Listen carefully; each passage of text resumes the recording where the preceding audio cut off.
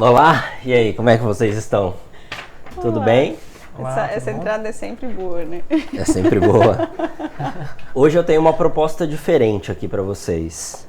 A gente fez uma pesquisa interna para tentar encontrar aí top 5 ou top algum número de erros ou vacilos ou o nome que a gente conseguiu encontrar que melhor traduzia o que a gente quer passar são as top cagadas dos empresários aqui na NK. Do ponto de vista financeiro. Então a gente levantou alguma aqui, né, com o nosso time de marketing. Eu queria que vocês comentassem, né, se isso acontece na verdade mesmo, se isso acontece de verdade mesmo, o que fazer, qual que é a consequência de fazer determinada cagada, né? Então vamos começar já do primeiro. Brother do fornecedor. O empresário que ajuda o fornecedor a bater meta. E qual que é o problema de comprar a mercadoria em excesso? Você acha que isso acontece mesmo? É verdade? O Luiz, né, trabalha bastante com empresas do comércio, né? Sim, eu acho que essa é uma das principais cagadas. Inclusive, muitas empresas que nos procuram estão tendo problema de lucro, problema de caixa, porque todo o lucro que a empresa tem, ela acaba jogando para o fornecedor. Então, toda vez que ela tem um aumento de caixa, toda vez que ela tem lucro, toda vez que ela começa a ter algum resultado na empresa, vem o fornecedor e fala, tem esse produto diferente aqui, tem essa quantidade, é bom você fazer estoque dele, porque depois não vai ter no ano que vem, essa coleção é nova e vende bastante, então faz o estoque. Aí todo aquele lucro que o empresário começou a ver, vai para o estoque. Aí começa a ter lucro, vai para o estoque. Começa a ter lucro e vai para o estoque. É uma percepção de que talvez o negócio parece estar crescendo, nossa, está indo muito bem, mas é o fornecedor que está batendo meta. Tem muita sensação de talvez estar perdendo alguma oportunidade se não comprar o que o fornecedor está dizendo, porque afinal o fornecedor... Muitas vezes a gente tem a sensação de que o fornecedor vem com uma informação privilegiada. Isso aqui está vendendo, isso aqui funciona. E aí se você não compra, você perde essa oportunidade que ele está trazendo para você. Mas ajudar o fornecedor a bater meta também está um pouco envolvido com a quantidade que compra e a forma de pagamento, muitas vezes. A gente já viu alguns clientes que apareceram para a gente e falaram, não, porque a minha meta é pagar meu fornecedor à vista. A gente, mas por quê? Você vai receber algum desconto a hora que você der a hora que você comprar essa mercadoria à vista? Não. Então por que essa é a sua meta? Sempre achei que tinha que fazer isso, né? Sempre achei que tinha que fazer isso. Porque eu consigo comprar mais, né? Enfim. Então, de fato, precisa ter, de certa forma, uma frieza na hora de comprar as mercadorias ou na hora de montar o estoque. A gente vem feito um trabalho de fazer uma análise de compras para os clientes que são do varejo, de colocar um orçamento para cada setor ou para cada grupo de produtos, para que a gente não caia no conto do fornecedor, né? De, compra isso aqui agora, porque senão você não vai vender, você não vai, né? Ou você vai vender isso aqui muito bem e vai lucrar. Tem um nome, né, para essa... o FOMO, Fear of Missing Out, né? O medo de perder o bonde, vamos dizer assim, né? Exatamente. O vendedor vem com esse, né? O fornecedor vem com esse papo, você acha que, meu Deus, realmente a coisa vai acabar e vou ficar sem, por exemplo, um período agora que a gente está de final de ano. Imagina, você ficar sem determinadas peças, determinadas compras, isso pode sim impactar o negócio, né? Tem que ter um controle muito bem feito. Mas às vezes você tem que ter um planejamento para saber o que isso é medo e o que é de fato... produtivo para o seu negócio. Né? E tem muita gente que às vezes não quer quebrar o relacionamento com o fornecedor também. Às vezes até representantes que têm o mínimo que eles precisam de fato vender, né? Obrigam as empresas a comprar um mínimo. Então a gente fala bastante, coloca na culpa da NK. Tipo, se o fornecedor for lá e você não quiser perder o relacionamento com ele, coloca na culpa da NK, fala, não... Meu consultor não deixou. Meu consultor não deixou eu comprar, eu já comprei o máximo que dava. E aí fica tudo bem, seu relacionamento com ele fica bom e pra gente também fica tudo bem. Que daí a gente não tem um estoque gigantesco pra liquidar depois. Porque coisas que a gente já viu aqui foi a gente ter várias coleções, né, vender, ter lucro em várias coleções e de repente você tem um estoque tão grande que você tem que vender um monte de produto abaixo do custo e todo o lucro que você acumulou você teve que dar de desconto no estoque que ficou. Então é sério mesmo esse papo, né, porque a gente se empolga, principalmente quando você trabalha numa empresa que você gosta muito do seu produto, você tende a se empolgar com as compras. Sim. Então coloca na culpa da NK que tá tudo certo. E tem um detalhe também bastante importante, que o planejamento de compras, tanto em termos de quantidade quanto em termos do que você vai comprar, tem que partir da análise mais fria e mais detalhista do desempenho do próprio negócio. Então você precisa saber o seu ponto de equilíbrio, as suas metas de crescimento, quais são as marcas ou o tipo de produto que os seus clientes mais compram, qual que é a grade de tamanhos, por exemplo. Vamos saber, por exemplo, se for uma empresa da área de roupas, assim, por exemplo. E toda essa análise, o fornecedor ele não sabe. O fornecedor ele não sabe a realidade dessa empresa. Da sua loja. Da sua loja, exatamente. Ele sabe tem uma noção geral e vai dar uma sugestão bem genérica do que comprar. Então, as empresas que geralmente querem ser brother do fornecedor, ajudar o fornecedor a bater meta, que quer simplesmente ter um bom relacionamento, em geral, eles acabam tomando as decisões de compra com base nas necessidades do fornecedor e não da própria empresa. Então, por isso que isso acaba, às vezes, sendo um erro muito grande, porque além da empresa acabar comprando coisas que não precisa e que não vende, compra também numa quantidade excessiva. Aí todo o lucro que a empresa teve no período, colocou tudo no estoque comprando em excesso, depois, como a Fer falou, perde todo esse lucro fazendo liquidação, porque ela precisa fazer caixa para comprar a próxima coleção. Daí faz caixa e compra do mesmo jeito com o fornecedor de novo e entra nesse ciclo sem fim. E nunca ganha dinheiro, o negócio nunca cresce. E o fornecedor tá felizão. Tá felizão, batendo todas as metas. Exatamente.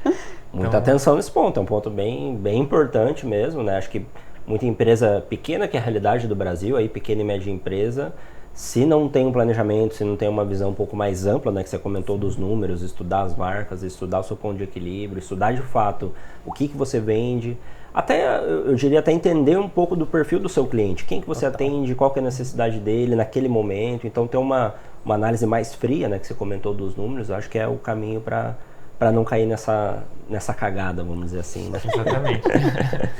Mais algum outro ponto ou posso ir para a segunda? Pode ir para a segunda. Pode ir para a segunda. A segunda é o seguinte, prolabore de milionário. É um clássico problema, né? A gente já viu em vários negócios aqui na NK. Assim, eu vejo dois lados desse, né? Tem um que é um problema de empresa que está bem, então o cara acha que pode tirar. E o outro é um lado que a empresa não está bem e o cara continua tirando esse dinheiro. E ele não vê que esse é o problema, né? Quais são as consequências aí desse prolabore desenfreado aí? Não, eu acho que ainda tem que incluir o prolabore merecido, né? Porque tem muita gente que fala, que vem do eu mereço. Porque acho que eu mereço porque eu tenho uma empresa milionária, né? Às vezes tem essa percepção. Mas, no geral, quando a gente vai debater prolabore, acho que a gente já falou aqui algumas vezes, o que é importante é a gente definir um prolabore de acordo com a função que a pessoa executa na empresa. E por que é importante pensar na função que a pessoa executa na empresa? Porque se a pessoa tiver que sair, a empresa não pode nem sofrer e nem a gente está, de certa forma, trabalhando de graça ou tendo muito lucro. Então, ela serve para as duas coisas. O prolabore milionário, ele come caixa, ele come capital de giro, ele dificulta, às vezes, a operação e às vezes ele pode estar deixando uma operação mais cara, principalmente porque a gente fica sem giro, sem caixa. E aí a gente pode estar pagando juros rotativos, pode estar tendo que fazer adiantamento de cartão e só porque a gente está pagando mais para os sócios. Então, a lógica é assim, se você sair, é melhor ou é pior para a empresa?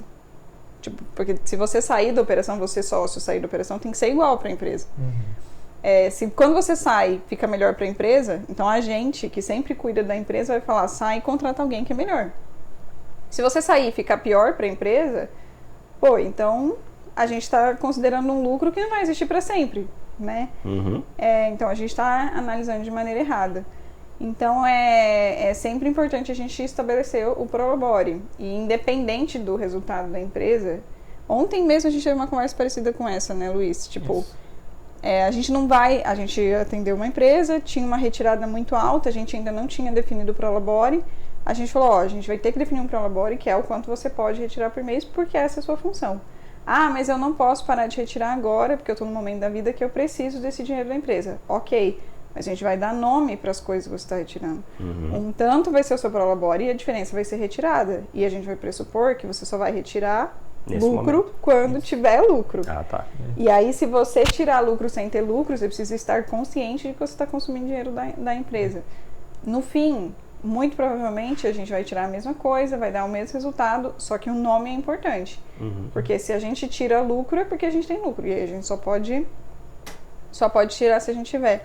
A gente teve um outro caso na semana passada, de uma empresa que eles tinham comprado um apartamento pela empresa. Uhum. E aí, no momento, porque às vezes a gente tá na reunião, você não sabe por que isso parece errado, né? E aí eu fiquei pensando, mas tá errado isso aí, não tá fazendo sentido, a empresa nem é do setor, por que tá comprando um apartamento? Tipo, eles não vão morar no apartamento, eles não vão mudar a empresa pro apartamento. Uhum. Eu falei, mas por que vocês compraram apartamento? Não, porque se a gente distribuir o dinheiro, a gente gasta. Até o cara falou assim, eu faço a economia girar? Se o dinheiro vier parar na minha mão, eu faço a economia girar? E aí eu acabo ficando sem dinheiro, então a gente resolveu investir junto, porque a gente não quer viver dessa empresa. A vida toda a gente comprou para investir. Eu falei, mas isso não é da empresa. Tipo, não faz sentido a empresa ser onerada com um investimento que não é investimento. Então é retirar de lucro. Sim. Mas como é que fica daí? Eu falei, fica igual. Só que o nome é retirar de lucro e a gente só vai retirar quando tiver lucro. Uhum. Mas eu vou poder tirar todo mês? Vou poder tirar todo mês. Porque a gente tem lucro cabe. todo mês, porque cabe. Mas é retirar de lucro. Então, dar nome às coisas é bem importante. Por isso que dar nome à Prolabore também é bem importante. Parece bom, mas às vezes a pessoa colocando a compra do apartamento como investimento, às vezes terceiriza a responsabilidade do que ela está tirando, que ela está gastando no caixa da empresa e fala, não, é investimento da empresa. Uhum. Aí lá na frente fala, putz, mas essa empresa não está indo bem. Aí você fala, mas você comprou um apartamento com a empresa, então tá indo bem. Exatamente. Entendi. Não, e tem um ponto, Fer, que eu acho importante a gente ressaltar, e até uma forma como a gente trata isso aqui na consultoria, que é ressaltando o que você já disse, que é diferenciar Prolabore e de retirada. Porque geralmente a gente estabelece o Prolabore de acordo com a função que o sócio exerce da empresa, tem aquilo ali, e toda a retirada de dinheiro que passar daquele Prolabore a gente entende como retirada. Porque dessa forma a gente fica bem mais claro o que é a operação da empresa. Porque se o sócio não estiver lá, aquele vai ser um gasto real que a empresa vai ter. Uhum. E para a pessoa saber que aquele dinheiro que ela está retirando, para ela saber se ela de fato pode retirar aquilo. Porque na maior parte do tempo, os sócios não estão retirando lucro. Eles estão retirando caixa. Uhum. Qual que é a diferença? Como a gente disse, por exemplo, no caso do estoque. Às vezes a pessoa ela fez um estoque enorme, aí ficou um tempo sem fazer compras, aí o caixa aumentou, ela achou que aquilo fosse o lucro dela e ela começou a retirar. Uhum. Daí ela chama aquilo de Prolabore e tudo mais, mas você vai ver no fim das contas, ela está retirando o capital de giro que ela vai ter que fazer umas novas compras no fim da coleção. Então quando a gente separa, define qual que é o valor do Prolabore, que é um valor de fato que é da função do sócio, a gente consegue entender melhor a operação da empresa e consegue saber se aquela retirada que ele está fazendo é de fato lucro ou se ele só está pegando caixa que na verdade é lucro, que na verdade é prejuízo do período ainda. Na verdade é importante porque daí a gente sabe se a empresa é viável ou não. Sim. Porque às vezes a gente nem tem, se a gente mistura tudo, pode parecer que uma empresa é inviável pela quantidade de dinheiro que a pessoa tira, mas ela é totalmente viável se a gente contratasse alguém para assumir essa função. Eu vejo essa questão, né, tem esses pontos aí que vocês comentaram, que são meio básicos, que a maior parte dos nossos clientes passam justamente por essas discussões, mas a discussão de Prolabore, ela pode ser até um pouco mais ampla e até entrar em outros conflitos, né, principalmente em questão de sócios. Então, um sócio trabalha, o outro não. Como é que a gente equaliza isso? Porque tem muito da responsabilidade que eventualmente um sócio que está atuando, né? Ele tem a função de, sei lá, gerente. Uhum. Só que conforme a empresa vai crescendo, o nível de responsabilidade dele vai crescendo, né? Teoricamente deveria aumentar esse Prolabore e é difícil, e é fácil, na verdade, perder a referência. Mas quanto que eu deveria? Um gerente, quanto que recebe? Às vezes não tem essa informação fácil no mercado. Dependendo do segmento do negócio, não é tão simples assim, né? Um gerente de 10 lojas, quanto é que recebe? Fica meio complexo. Então, é uma discussão para ter junto com os sócios também. Uma parte é, você tem que definir o que é um Prolabore fixo, você vai receber sempre para não mudar a estrutura de custos. Mas conforme a empresa tem um crescimento e o cara tem um nível de responsabilidade maior, tem que tentar equalizar isso junto com os sócios, né? Para fazer sentido. Qual que é uma remuneração justa de um CEO que está dobrando de tamanho a empresa a cada ano? Essa é uma discussão que tem que ser colocada na mesa, porque qual que é o custo do cara hoje, mas o tanto que a gente vai receber depois. Então, é uma discussão aí que eu vou deixar no ar. Essas horas! Só aproveitando o podcast para jogar na roda.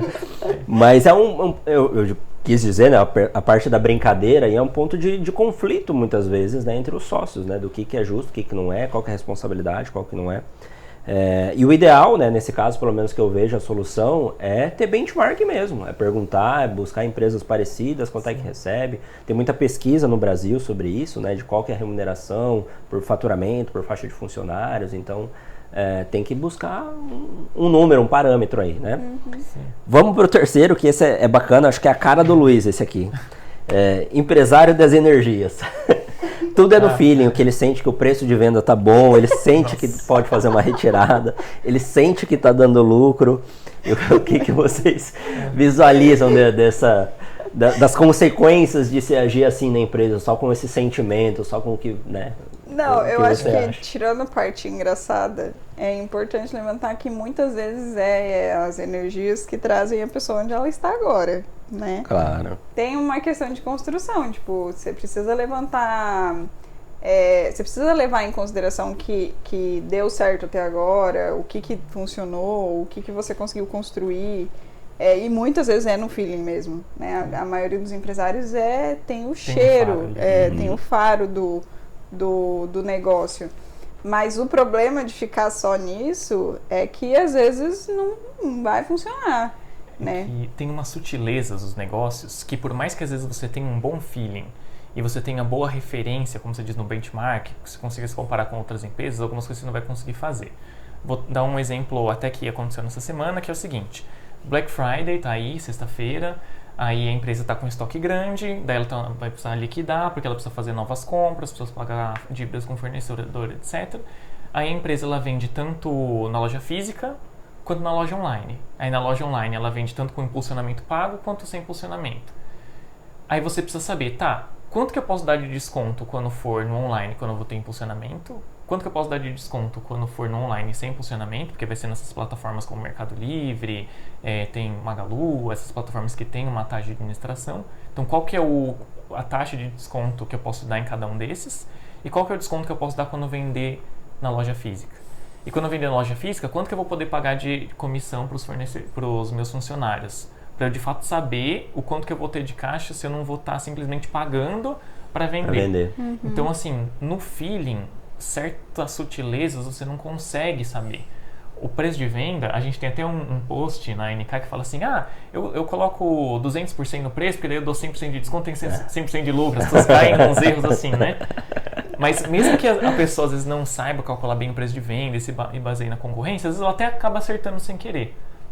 Só que quando ela começa a fazer uma estratégia, por exemplo, como eu falei, do Black Friday, ela vai fazer, enfim, ela quer colocar uns certos grupos de produtos nas vendas online, alguns que ele não vai ter muito lucro mesmo, mas só para ranquear ele na plataforma, para outros produtos ganharem mais visibilidade. Então, quando ele começar a ter estratégias mais detalhistas, o feeling não é o suficiente. Então, acho que o feeling vai até um certo... Vai até um certo ponto, exatamente. Porque informação, né, informação é poder. Saiu um vídeo de eu falando uma coisa assim, na hora que eu falei, nossa, meio impactante, né? Mas informação é poder, tipo, se você não tá conseguindo analisar, tem muita coisa que você vai precisar analisar para dar espaço. E às vezes não adianta você olhar pro ladinho assim, né, para o seu concorrente fazer igual ele está fazendo, porque talvez ele tenha analisado a estrutura de custos dele para dar determinado desconto, que é uma coisa que você não está fazendo. Então, o feeling, de fato, ele é importante no começo, ele é importante você entender as nuances do que está acontecendo no negócio, com as pessoas que estão envolvidas internamente, com os clientes, você saber de fato quem você quer atender, assim, tipo, pelo sentimento mesmo. Mas você tem que ter uma parte racional do negócio grande. Essa questão, né, do sentimento, do feeling, tem esse ponto que vocês comentaram, mas tem também das pessoas que tratam o negócio como um hobby. Que, vou fazer porque eu acho que é legal isso, eu acho que eu deveria investir nesse fornecedor, fazer essa compra. Então, tem um pouco do cara que está ali, está suando, mas tem um outro perfil de empresário que a gente vê, que trata muito no feeling, mas é porque é um hobby. E essa é uma grande dificuldade também, né? Você tomar essas decisões, às vezes você tem um caixa grande, E você vê lá, tá 2, 3 anos dando prejuízo, você colocando dinheiro, achando que uma hora vai ter o retorno disso, mas na verdade você só tá brincando de ter empresa. No fundo, é isso mas também. Essa é outra cagada, né? É outra? Porque brincar de ter empresa tem consequências diferentes que eu acho que o Felipe... Porque eu vejo que quem se rege pelas energias é muito mais aquele empresário raizão, assim, que não buscou conhecimento, que cresceu sem estudar, porque consegue, porque de fato tem uma habilidade de negociação, às vezes uma habilidade de venda, e aí você vai indo porque você cresceu aquilo, você construiu aquilo de certa forma. A pessoa que leva a empresa como hobby é uma pessoa que negligencia muitas das decisões.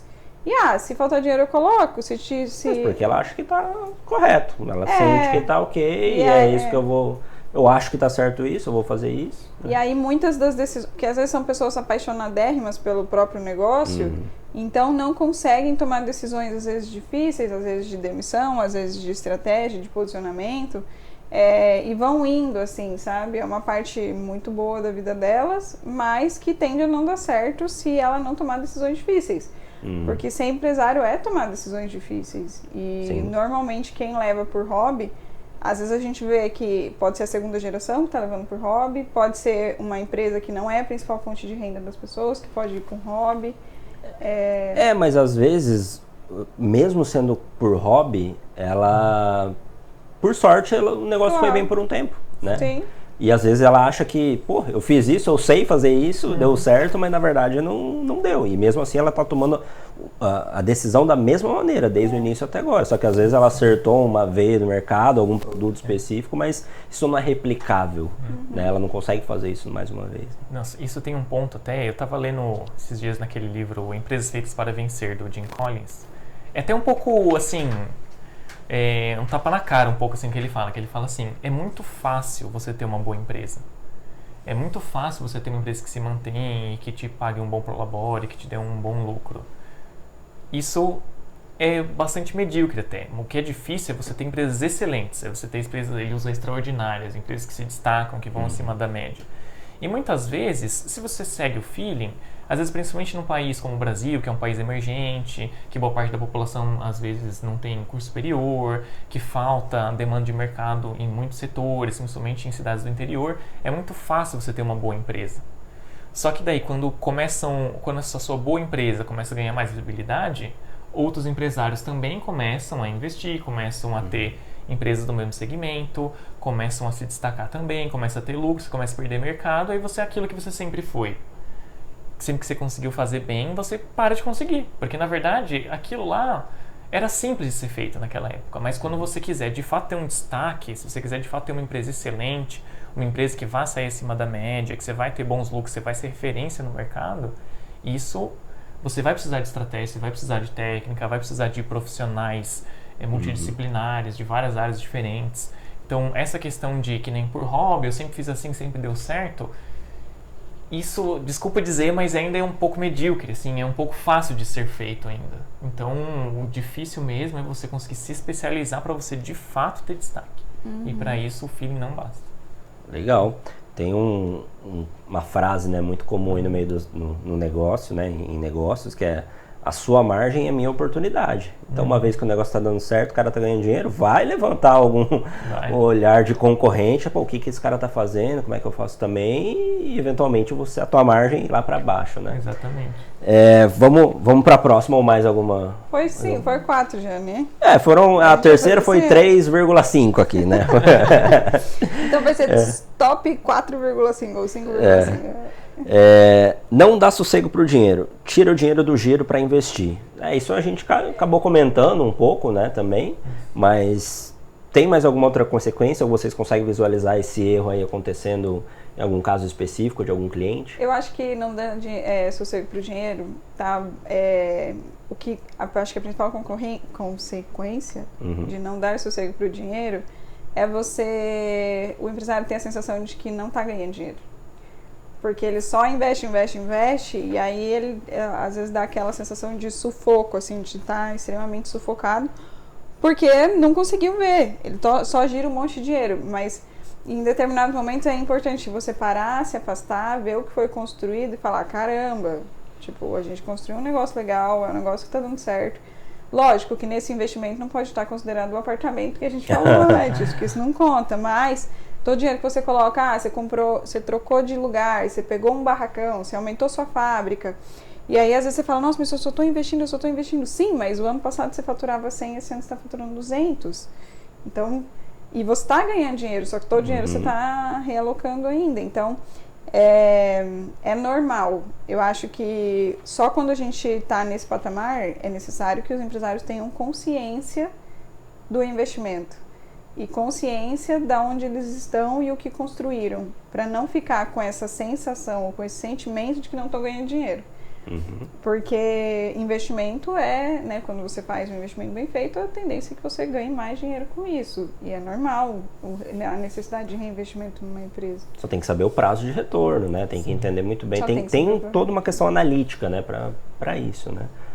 Porque acho que é uma dor do crescimento, né? Eventualmente a empresa está indo bem, está crescendo, ela tem um lucro, mas o cara tá investindo, tá? É uma consequência ali, né? Para chegar naquele estágio, para continuar crescendo. E isso pode gerar essa ansiedade. Pô, acho que o negócio não é bom, né? Se você não faz uma mínima DFC e uma DRE para analisar isso, que é o que a gente faz, fica realmente difícil de enxergar, né? E às vezes você tem a sensação de que não está dando certo. E às vezes você pode colocar o carro nas frentes dos bois, porque às vezes o empresário investe, aí como você mesmo disse, aquilo tem um tempo de retorno. Só que às vezes você começa a investir mais antes de retornar totalmente aquilo. Então você ainda está num período de gargalo entre um investimento e outro, você vai investir mais para promover mais crescimento. Só que às vezes a equipe não está preparada, às vezes você não está preparado como gestor, às vezes o mercado não se preparou até para absorver o que você vai oferecer, os clientes não estão prontos ainda. Então existe um timing de amadurecimento de todo mundo que está envolvido na empresa. Não é só pus dinheiro, a coisa cresce na minha vontade. Não é assim que funciona. Às vezes não está preparado mesmo, né? Exatamente. Vamos para a última então. Vai dar para fazer todas aqui. Vai ser quanto? 5,5 então? 5,5. Essa é interessante, ó. 5 cagadas e meia. Pegar empréstimo para pagar empréstimo que pegou para pagar outro empréstimo. E aí você usa também para pagar a antecipação do cartão de crédito que você pagou e os juros rotativos e os emitidos do cheque especial. E aí você pega outro para rolar. Qual a consequência da bola de neve aí? Olha, eu nem consigo ver uma consequência assim única, a não ser... Porque eu acho que ela é uma consequência. Já é uma. Ela é a consequência de um descontrole, de uma falta de entendimento originária do problema, né?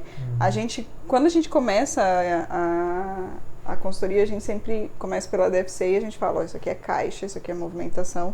A gente não está falando do seu lucro ainda. Se você tiver um problema de caixa, a gente vai resolver colocando dinheiro. Só que se você não tiver lucro, não adianta colocar dinheiro.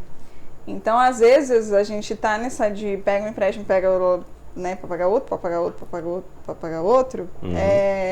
Mas é porque às vezes a gente pode não estar tendo lucro. E se a gente não tem lucro, não adianta pegar outro empréstimo. Então, precisa cortar por aí. Mas às vezes eu tenho um lucro, só que o tamanho do meu lucro não comporta o tamanho da minha parcela de empréstimo. Isso é outro problema. Então, vamos analisar todos os empréstimos, incluir na conta todo mundo, e refinanciar por um tamanho de parcela que caiba no meu lucro, independente dos juros. E aí, isso é outra coisa que a gente sempre fala. Porque às vezes, não, mas putz, o juros tá tão bom. Tá, mas uma parcela não tá cabendo, não adianta. Você tá Vai ser pior. Você tá tendo que pagar outros juros, porque esse juros tá muito bom, mas a parcela de que, né? Então, eu acho que ela é uma consequência. Pode terminar. Não, e eu acho que talvez a consequência dessa consequência seja piorar de fato a situação. E aí, se não tiver lucro, não vai resolver. Seria impagável.